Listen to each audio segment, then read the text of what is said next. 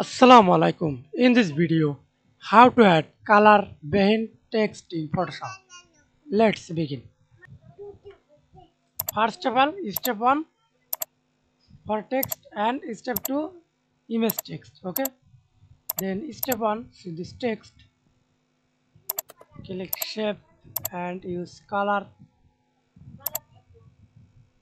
stroke color or not use stroke color as you wish. And behind text layer, change the color. Okay, and click effects, blending options, add shadow background color,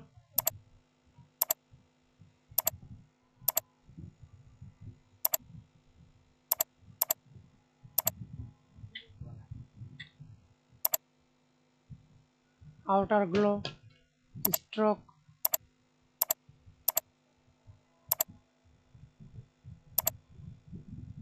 Okay, and step 2,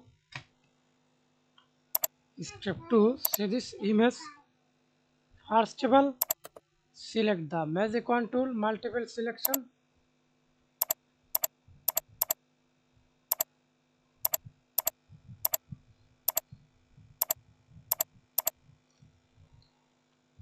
Okay, then press Ctrl J, duplicate and click again down layer, apply same process.